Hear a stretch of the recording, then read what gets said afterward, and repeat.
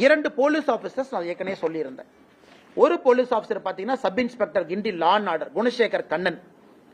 இந்த குணசேகர் கண்ணன் பாத்தீங்கன்னா ஞானசேகரன் 23ஆம் தேதி அண்ணா யூனிவர்சிட்டியில் அந்த பாலியல் சம்பவம் நடந்த பிறகு ஞானசேகரன் பேசுற முதல் காலே இந்த sub inspector Guindy law and order Gunasekar Kannan.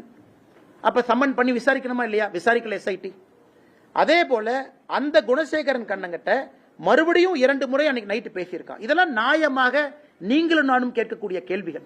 அதை எஸ்ஐடியோ அரசோ பதில் சொல்லணும். சம்பவம் முடிந்த பிறகு போனை ஆன் பண்ண பிறகு ஃபர்ஸ்ட் கால் எதுக்கு சப் இன்ஸ்பெக்டருக்கு பண்ற?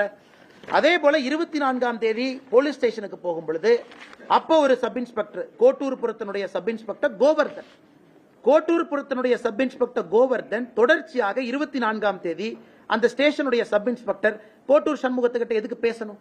25ஆம் தேதி ஏன் பேசணும்? அன்னைக்கு நான் சப் இன்ஸ்பெக்டர்